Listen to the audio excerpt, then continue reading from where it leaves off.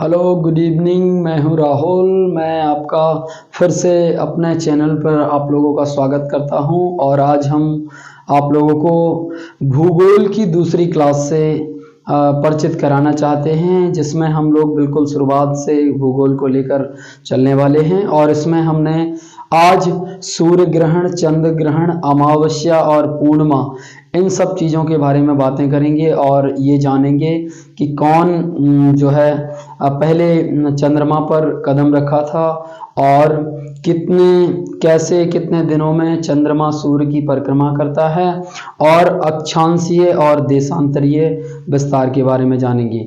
भूगोल के स्टेज में ये बहुत ही शुरुआती दौर होता है। इस समय आप लोग बिल्कुल स्टार्टिंग से भूगोल को पढ़ रहे हैं।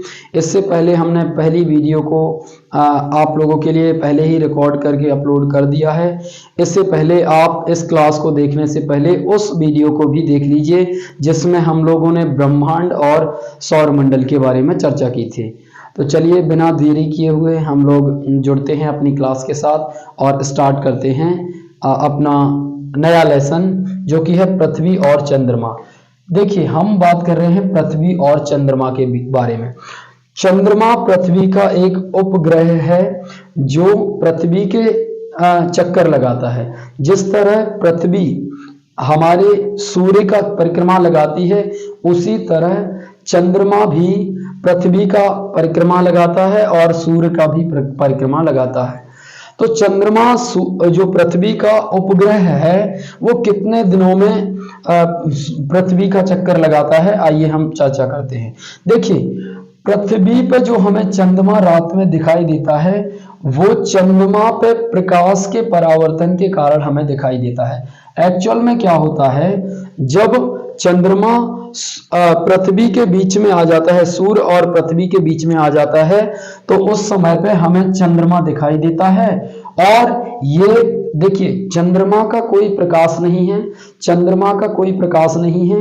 ये भी सूर्य के प्रकाश की वजह से, सूर्य के प्रकाश के परावर्तन की वजह से हमें पृथ्वी पे दिखाई देता है, जो कि हम रात के अंधेरे में देखते हैं कि हमें चंदा मामा दिखाई दे रहे हैं। तो वो सब प्रकाश के कारण ही होता है, चंद्रमा का कोई प्रकाश नहीं होता है। अच्छा, बात करते हैं कि चंद्रमा पृथ्वी का जो एक परिक्रमा है वो कितना टाइम में लगाता है। तो पृथ्वी का एक परिक्रमा लगाने में चंद्रमा को 27 दिन 7 घंटे और 43 मिनट का समय लगता है, चंद्रमा को पृथ्वी का एक चक्कर लगाने में। अच्छा, अब हम बात करते हैं चंद्रमा अपनी स्थिति में कितने टाइम में आ जाता है, अपने मूल अवस्था में कितने टाइम में आता है। तो चंद्रमा को 29 दिन 12 घंटे और 44 मिनट लगते हैं, काहे के लिए, उसको अपनी मूल अवस्था में आने के लिए। मतलब चंद्रमा एक चक्कर लगा के पृथ्वी का एक चक्कर पूरा करने में उसको 29 दिन 12 घंटे और 44 मिनट का समय लगता है अपने यथा स्थान पे आने में। अच्छा, हम बात करते हैं कि 27 दिन और 7 घंटे 43 मिनट इसको पृथ्वी का एक चक्कर लगाने में समय लगता है, और अपने अक्ष पर आने में इसको 29 दिन 12 घंटे और 44 मिनट का समय लगता है। चलिए, अब हम बात करते हैं, क्या यदि आप पृथ्वी पर हैं और आपने 1 फीट की छलांग लगाई पृथ्वी पर, तो क्या आप चंद्रमा पर होकर भी उस छलांग को उतनी ही दूरी पर लगाएंगे?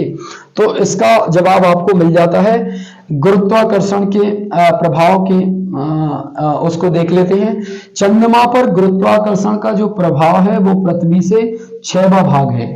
मतलब अगर पृथ्वी पर आप 1 फुट की छलांग लगाते हैं, तो चंद्रमा पर आप उससे 6 गुना ज्यादा की छलांग लगाएंगे, क्योंकि वहां पर पृथ्वी का 6वां भाग ही गुरुत्वाकर्षण है। अर्थात आप अगर यहां पर इतने ऊपर छलांग लगाते हैं, तो इससे 6 गुना ऊपर की छलांग आप चंद्रमा पर लगाएंगे, क्योंकि चंद्रमा पर जो गुरुत्वाकर्षण है वो पृथ्वी का 6वां भाग है। मतलब पृथ्वी से कम गुरुत्वाकर्षण चंद्रमा पर पाया जाता है। देखिए, अभी तक चंद्रमा पर कोई भी जीवन पॉसिबल नहीं है, क्योंकि चंद्रमा पर वायुमंडल की अनुपस्थिति के कारण यहाँ पर जीवित रहना बहुत ही मुश्किल है। इसीलिए यहाँ पर हम लोग अभी नहीं रह सकते हैं। लेकिन हम इसके मुख्य तथ्यों के बारे में पढ़ते हैं। तो हम पहले पढ़ते हैं अमावस्या और पूर्णिमा के बारे में। देखिए क्या होता है, आपने देखा होगा कि 15 दिन के अंतराल में अमावस्या आती है और 15 दिन के अंतराल में पूर्णिमा आती है। तो ये कैसे होता है? क्या इसके पीछे कोई भगवान का राज है? नहीं। आपने अगर चंद्रमा के परिक्रमण काल को पढ़ लिया है, जिसको हम चंद्रमास कहते हैं, तो आपको ये पता चलेगा कि हम क्यों पूर्णिमा कहते हैं, क्यों अमावस्या होती है, क्यों शुक्ल पक्ष होता है और क्यों कृष्ण पक्ष होता है। तो आइए हम डिटेल में समझते हैं। देखिए क्या होता है, जब चंद्रमा अमावस्या से पूर्णिमा तक पहुंचता है, अमावस्या से पूर्णिमा तक पहुंचता है, तो उसको क्या कहते हैं? हम शुक्ल पक्ष कहते हैं। अमावस्या से पूर्णिमा तक पहुंचने को शुक्ल पक्ष कहते हैं और पूर्णिमा से अमावस्या तक पहुंचने में उसको हम कृष्ण पक्ष कहते हैं। अच्छा, ऐसा क्यों कहते हैं?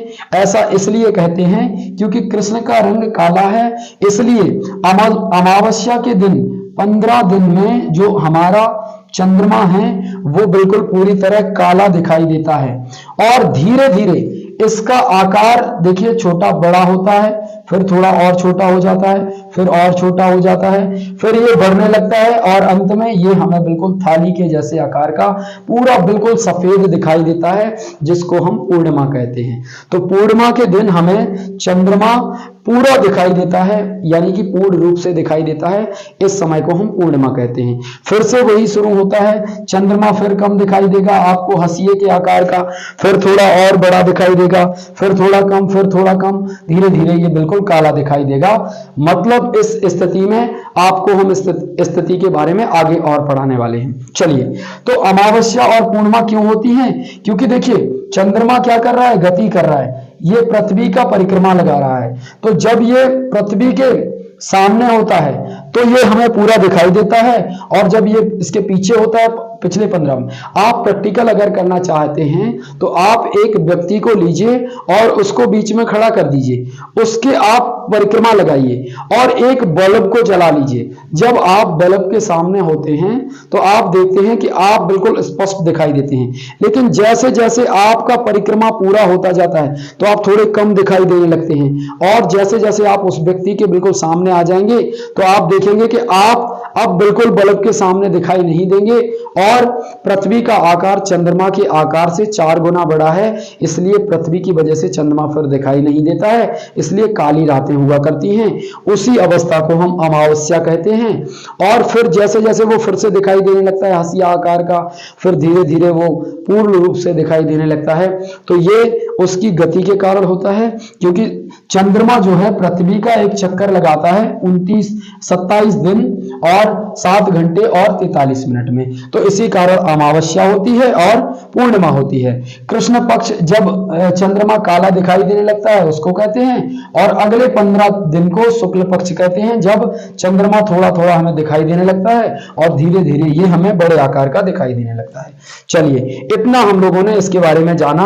अब हम आपको बताते हैं कि चंद्रमा पे वह कौन पहले व्यक्ति थे जो पहली बार गए थे। तो ये इंपॉर्टेंट क्वेश्चन है। रूस के यूरी गागरिन थे। यूरी गागरिन जो रूस के थे, ये 17 अप्रैल 1961 को चंद्रमा पर परिक्रमा करने वाले प्रथम व्यक्ति थे, जिन्होंने चंद्रमा का परिक्रमा किया था 1961 में। अच्छा, अब हम आपको बता दें जो यूरी गागरिन थे, इन्होंने चंद्रमा पर कदम नहीं रखा था। ये वो प्रथम व्यक्ति थे जिन्होंने पहली बार चंद्रमा की परिक्रमा की थी। अच्छा, ये कहाँ के थे? रूस के थे, और इन्होंने जो परिक्रमा की थी वो वास्तोक फर्स्ट से की थी। तो ये भी बहुत इंपॉर्टेंट क्वेश्चन है, कई एग्जाम में पूछा गया है कि यूरी गागरिन ने अपनी यात्रा कैसे की थी? वास्तोक फर्स्ट से। अब देखिए, अपोलो 11 से जो हमारे 20 जुलाई 1969 को नील आर्मस्ट्रांग ने चंद्रमा पे पहला कदम रखा था। तो चंद्रमा पर पहला कदम रखने वाले कौन थे? नील आर्मस्ट्रांग, जो अमेरिका से थे, और इन्होंने 1969 में पहली बार चांद पर कदम रखा। तो पहली बार चांद पर कदम रखने वाला व्यक्ति कौन था?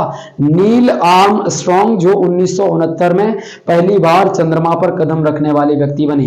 देखिए, यूरी गागरिन ने पहली बार चंद्रमा की परिक्रमा की, और नील आर्मस्ट्रांग ने पहली बार चंद्रमा पर कदम रखा? तो ये प्रथम व्यक्ति थे, यूएसए के थे। राकेश शर्मा ने यूसूज T11 के द्वारा, यूसूज T11 के द्वारा 2 अप्रैल 1984 को अंतरिक्ष की यात्रा की। तो पहले भारतीय बने राकेश शर्मा, जिन्होंने यूसूज T11 से 2 अप्रैल 1984 को चंद्रमा यानी कि अंतरिक्ष की यात्रा की और ये प्रथम भारतीय थे जिन्होंने अंतरिक्ष की यात्रा की। ये रूस का विमान था, उससे इन्होंने अपनी यात्रा की थी यूसूज T11 से। तो ये भी बहुत इंपॉर्टेंट है कि राकेश शर्मा कौन थे? प्रथम भारतीय थे जिन्होंने अंतरिक्ष की यात्रा की थी। चलिए और आगे पढ़ते हैं हम।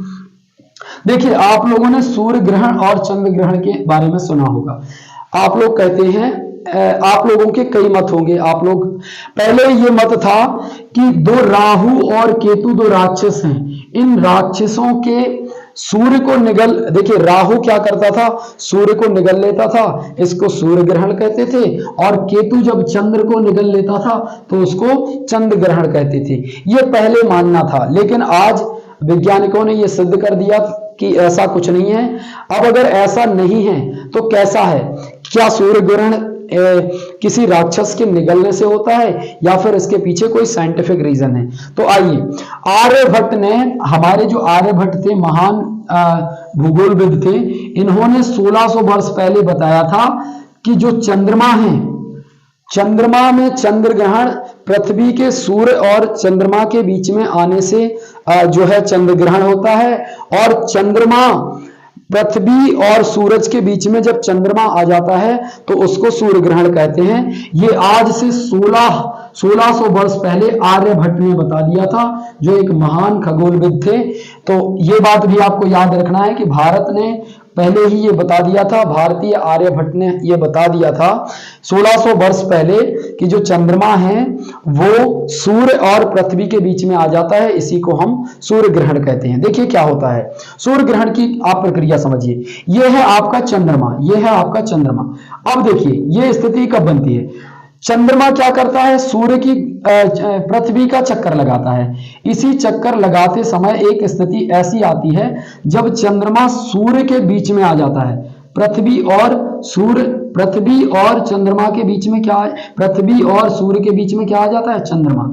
जब ये पृथ्वी और सूर्य के बीच में आ जाता है तो इसको सूर्य ग्रहण कहते हैं, क्योंकि अब जब सूर्य की रोशनी यहां आएगी तो बीच में चंद्रमा है, इसके ऊपर पड़ेगी तो इससे पृथ्वी पे क्या दिखाई देगा?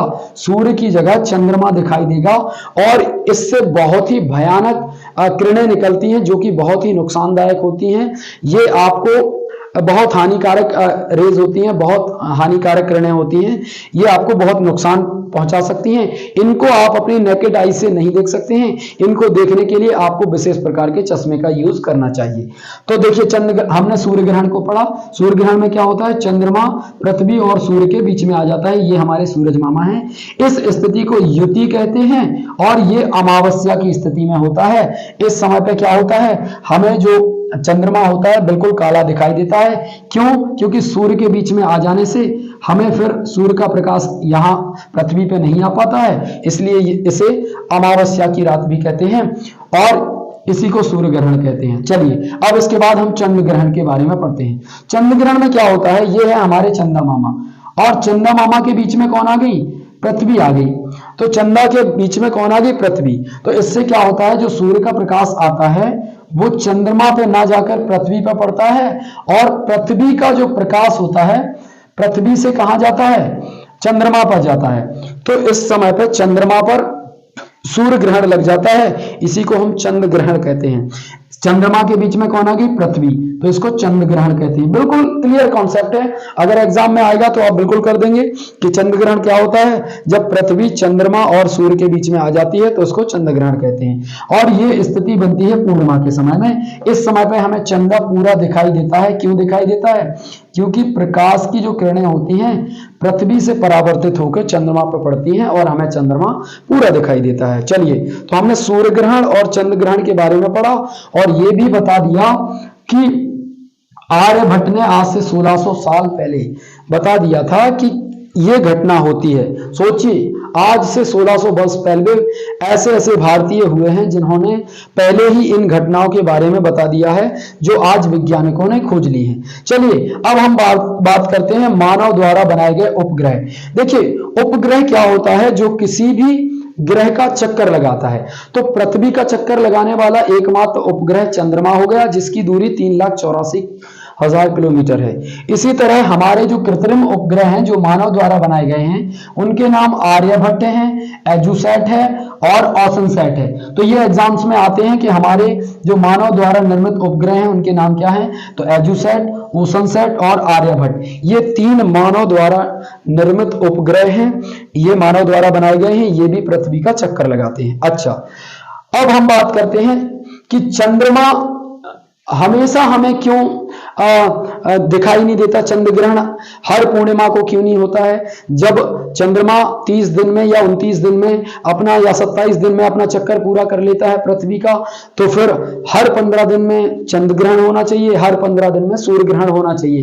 क्यों ऐसा नहीं होता है कि सूर्य पृथ्वी के बीच में, चंद्रमा पृथ्वी और सूर्य के बीच में आता है, ऐसा हर 15 दिन में क्यों नहीं होता है। तो इसके पीछे रीजन है, और रीजन क्या है, चंद्रमा की कक्षा तल 5 डिग्री, चंद्रमा की कक्षा तल पृथ्वी के कक्षा तल से 5 डिग्री का कोण बनाती है। अब देखिए इससे क्या होता है, जब ये 5 डिग्री का कोण बनाती है तो हमारी जो पृथ्वी है वो पहले से ही 23.5 डिग्री झुकी हुई है। अब 5 डिग्री चंद्रमा की कक्षा तल पृथ्वी के कक्षा तल से कोण बनाती है, तो ये कोण 28 डिग्री के लगभग होता है। अब क्या होता है कि हमें चंद्रमा पृथ्वी पर केवल 28 डिग्री तक ही दिखाई देता है, 28 डिग्री तक। और इसके बाद जब ये आगे चला जाता है और वहां पे 15 दिन में फिर से आता है, तो उस टाइम पे हमें चंद्र ग्रहण या सूर्य ग्रहण की स्थिति नहीं दिखाई देती है। चंद्रमा केवल हमारी पृथ्वी पे 28.5 डिग्री पर ही दिखाई देता है। इसीलिए साल में एक बार चंद्र ग्रहण होता है और एक बार सूर्य ग्रहण होता है, क्योंकि ऐसी स्थिति केवल साल में एक बार बनती है। अच्छा, अब क्या होता है, फिर बाद में वो 28 डिग्री के ऊपर चला जाता है या नीचे चला जाता है, तो उस वजह से ये दिखाई नहीं देता है। उत्तरी या दक्षिणी गोलार्ध में ये देखने को मिलता है 28 डिग्री तक। चलिए अब हम लोग देखिए, अब आपको ये डिग्री में डाउट हो रहा होगा कि ये डिग्री क्या होती हैं, ये 0 डिग्री क्या है, 23.5 डिग्री क्या है, 28.5 डिग्री क्या है। तो डिग्री के लिए होती हैं देखिए अक्षांशीय रेखाएं और देशांतरीय रेखाएं। इनके बारे में हम डिटेल में पढ़ने वाले हैं। उससे पहले हम थोड़ा सा स्टार्ट करते हैं अपने ग्लोब को या फिर अक्षांशीय या देशांतरीय रेखाओं को। देखिए ये क्या है, ग्लोब है, ये हमने ग्लोब बना रखा है। ग्लोब में ये क्या है, उत्तरी ध्रुव है और ये दक्षिणी ध्रुव है। हमारी पृथ्वी 23.5 डिग्री झुकी हुई है, जो कि इस तरह से दिखाई देती है। हम ये मान लेते हैं कि ये उत्तरी ध्रुव है, ये दक्षिणी ध्रुव है। ऐसा कोई सिस्टम पृथ्वी में बना नहीं है, ये तो अंतरिक्ष में लटकी हुई है और वहीं पर इसी तरह से अपना चक्कर लगा रही है, सूर्य का इस तरह से घूम रही है। तो ये हम ये मान लेते हैं, काल्पनिक ध्रुव मान लेते हैं इनको। ये इस तरह के कोई लगे नहीं है, ऐसी कोई व्यवस्था नहीं है। इस तरह से हमारी पृथ्वी होती है। हम ग्लोब के जरिए आपको दिखाते हैं, ये हमारा ग्लोब होता है। देखिए ये हमारा ग्लोब है, इसमें ये है उत्तरी ध्रुव और ये हो गया आपका दक्षिणी ध्रुव। अब इन उत्तरी और दक्षिणी ध्रुव पर ये इस तरह से चलती है, ये एंटी क्लॉकवाइज चलती है, क्योंकि हमने आपको पहले वीडियो लेक्चर में ऑलरेडी बता दिया है कि किस तरह से पृथ्वी और बुध शुक्र ग्रह कैसे चलते हैं। तो ये हमारा क्या है, ग्लोब है। इसमें ये जो पोलर हैं, ये ध्रुव हैं, ये काल्पनिक हैं और इन्हें हम मान लेते हैं। अब चलिए इसके बाद हम बात करते हैं 0 डिग्री की। देखिए इस ग्लोब के बीच से एक लाइन बनाई हुई है जिसको काल्पनिक रेखा के रूप में हम कहते हैं। इसको हमने 0 डिग्री नाम दिया है। अच्छा, ऐसा क्यों किया है हम आपको बताते हैं। ऐसा इसलिए किया है ताकि हम ये अनुमान लगा पाएं या फिर स्थिति का पता कर पाएं कि कौन सा देश या कौन सी चीज कहां पर स्थित है। तो स्थिति को जानने के लिए हमने पृथ्वी के बिल्कुल बीचों बीच से एक लाइन खींच रखी है, काल्पनिक रेखा, जिसको हम 0 डिग्री रेखा कहते हैं। अच्छा, अब इसके ऊपर अक्षांशीय विस्तार कैसे होता है, देशांतरीय विस्तार क्या होता है। तो आप प्रकाल को लीजिए, प्रकाल लेने के बाद एक चाप लगाइए इस तरह का। आप 15 डिग्री अपनी प्रकाल को खोलिए और चांदा की सहायता से 15 डिग्री का एक चाप लगाइए। चाप लगाने के बाद आप उससे ये जो आपका चाप लगेगा इस तरह से, इस चाप के ऊपर से आप एक लाइन खींच दीजिए, सीधी सीधी रेखा, समांतर रेखा। तो ये जो समांतर रेखा है यही क्या है, अक्षांशीय रेखा। तो ये देखिए, ये पृथ्वी के ऊपर जो अक्षांशीय रेखा है, ये हमने चाप नाप कर देखा है, ये कोण होते हैं, ये विभिन्न कोण होते हैं। तो 15-15 डिग्री से हमने 90 डिग्री में डिवाइड कर लिया है। एक वृत्त में कितने डिग्री होते हैं, 360 डिग्री होते हैं। तो 90 डिग्री एक चौथाई हो जाता है, और 90 डिग्री ये, और 90 डिग्री ये, और 90 डिग्री ये, तो ये 360 डिग्री में डिवाइड होती है हमारी पृथ्वी। इसी तरह से ये अक्षांशीय विस्तार हम आपको बता रहे हैं। देखिए, इनको अक्षांशीय रेखाएं भी कहते हैं, और इन्हीं को हम समांतर रेखाएं भी कहते हैं। देशांतरीय जो रेखाएं हैं वो हम अगले वीडियो लेक्चर में कैप्चर करने वाले हैं। तो अक्षांशीय रेखा क्या होती है, समांतर रेखाएं होती हैं जो पृथ्वी पे हमने खींची हुई हैं। ये क्यों खींची हुई हैं, ताकि हम स्थिति का पता कर पाएं। हम जब आपको भारत की स्थिति के बारे में बताएंगे, यूपी की स्थिति के बारे में बताएंगे, तो आप लोगों को इनकी जानकारी, आपको उस समय पे ये चीजें और क्लियर हो जाएंगी कि ये हमने क्यों रखा हुआ है। देखिए, अब जैसे मान लो भारत यहाँ पर स्थित है, ये हमारा प्यारा भारत है, ये यहाँ पर स्थित है, इस तरह से मान लिया कि ये भारत है।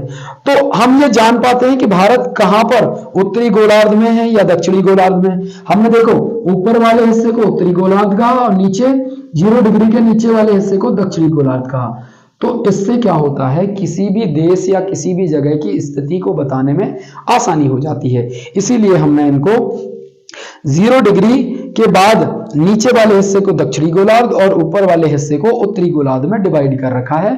और इसके ऊपर जो क्षैतिज रेखा है, वो समांतर रेखाएं हैं, उनको हम क्या कहते हैं, अक्षांशीय रेखाएं कहते हैं, और ये 90 डिग्री तक होती हैं। अच्छा, जो अक्षांशीय रेखाएं हैं, इनकी लंबाई की बात करें तो ध्रुवों की ओर जाने पर इनकी लंबाई में कमी आती है। आप देख रहे हैं पृथ्वी का आकार कैसा होता है, भू आब होता है। भू आब को पृथ्वी का आकार कहते हैं। ये थोड़ा सा चपटा होता है, तो ऊपर की ओर जाने पे अक्षांशीय रेखाओं की जो लंबाई है वो कम होती जाती है। तो ये रेखाएं हैं जो समांतर खींची गई हैं, इनको अक्षांशीय रेखाएं कहते हैं। ये आपको आगे और भी इंपॉर्टेंट होने वाली हैं, जब हम कई तरह के क्षेत्रों को पढ़ेंगे, वनों को पढ़ेंगे, दुनिया में जितनी भी चीजें पाई जाती हैं उनको पढ़ेंगे, तो स्थिति जानने के लिए हमें इन रेखाओं की जरूरत पड़ने वाली है। तो अभी से आप जान लीजिए। अब देखिए कैसे इन रेखाओं के जरिए हम कैसे कैसे ये काल्पनिक रेखाओं को पढ़ते हैं। अब देखिए, 23.5 डिग्री उत्तरी अक्षांश को हम कर्क रेखा कहते हैं। ये कर्क रेखा है जो भारत से गुजरती है। भारत के कितने राज्यों से गुजरती है, इसके बारे में हम डिटेल में आपको पढ़ाने वाले हैं। तो कर्क रेखा कहां से गुजरती है, भारत से होकर गुजरती है। और कितने देशों से गुजर के गुजरती है कर्क रेखा, ये भी हम आपको विश्व भूगोल में बताएंगे। चलिए, तो 23.5 डिग्री उत्तरी अक्षांश को कर्क रेखा कहते हैं, और 66.5 डिग्री उत्तरी अक्षांश को आर्कटिक रेखा कहते हैं। 23.5 डिग्री को कर्क रेखा और 66.5 डिग्री को आर्कटिक रेखा कहते हैं उत्तरी अक्षांश में। इनको देखिए, ये वृत्त बनाते हैं, तो ये डिफरेंट वृत्त बनाते हैं, क्योंकि हम क्या कर रहे हैं, इनको एक कोण ले रहे हैं। तो ये क्या होता है, 66.5 डिग्री आर्कटिक रेखा होती है, और ऊपर क्या होता है, 90 डिग्री होता है। तो 90 डिग्री इस साइड से और 90 डिग्री इस साइड से कितना हो जाता है, 180 डिग्री हो जाता है। और 180 और 180 360 डिग्री हो जाता है। ठीक है, अब बात करते हैं हम मकर रेखा की। तो 23.5 डिग्री दक्षिणी अक्षांश को हम क्या कहते हैं, मकर रेखा। तो ये देखिए, हमने पहले ही काल्पनिक रेखाएं बनाई हुई हैं। ये तो ये 66.5 डिग्री के लगभग होती है।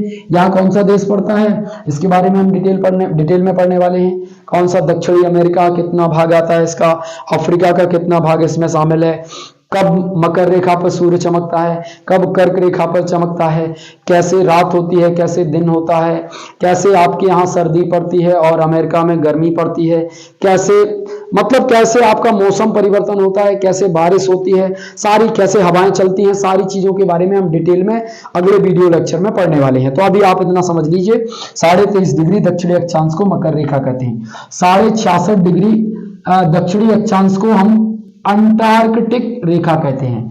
तो ये रेखाएं भी एग्जाम्स में पूछी जाती हैं कि कर्क रेखा कितने डिग्री उत्तरी अक्षांश होती है, कितने डिग्री दक्षिणी अक्षांश में होती है। आप लोगों ने डिटेल में जाना, और ये बहुत ही महत्वपूर्ण चीज थी। उसके बाद हम बात करते हैं, यदि हम एक एक डिग्री पर ये लाइनें खींचे, अक्षांशीय लाइनें, अक्षांशीय रेखाएं। तो ऐसी कितनी रेखाएं खींची जाएंगी एक ध्रुव में, उत्तरी ध्रुव में? तो 179 लाइनें खींची जाएंगी। एक लाइन कम होगी, याद रखना 180 डिग्री का कोण बनाती है हमारी पृथ्वी एक गोलार्ध में, और 180 का एक गोलार्ध में, और इसमें कुल लाइनें होंगी 179। और ध्रुवों पर जो लंबाई होती है इनकी अक्षांशीय रेखाओं की, वो शून्य हो जाती है। ध्रुवों पे क्या होती है? अक्षांशीय रेखाओं की लंबाई बिल्कुल शून्य हो जाती है, बिल्कुल मतलब बिल्कुल लंबाई बचती नहीं है। अच्छा, उसके बाद हम बात करें, हमारा आज का जितना भी सेशन था उसको हम लोगों ने बहुत अच्छे से पढ़ा।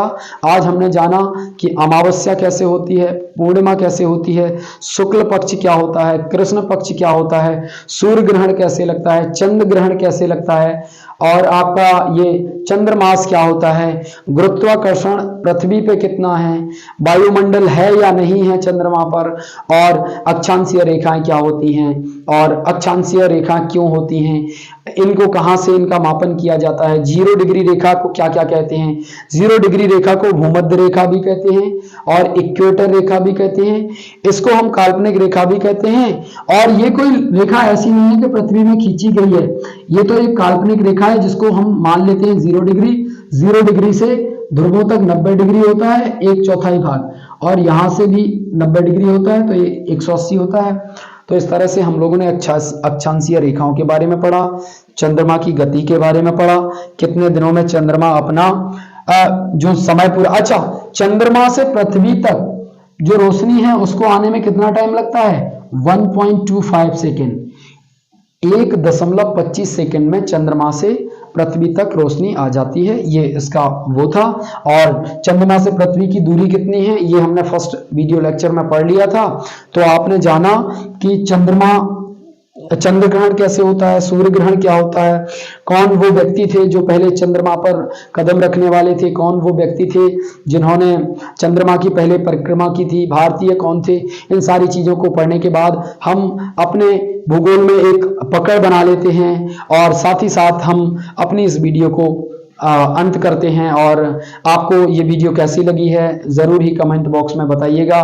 देखिए, ये शुरुआती दौर है, लेकिन हम आपको धांसू नॉलेज देने वाले हैं, क्योंकि देखिए आप लोग बहुत सारे YouTube चैनल्स के माध्यम से डिजिटल बोर्ड की मदद से पढ़ते होंगे, लेकिन क्या आपको डिजिटल बोर्ड पर वो फीलिंग्स आती हैं जो कि व्हाइट बोर्ड पर आती हैं, मार्कर से लिखने में आती हैं?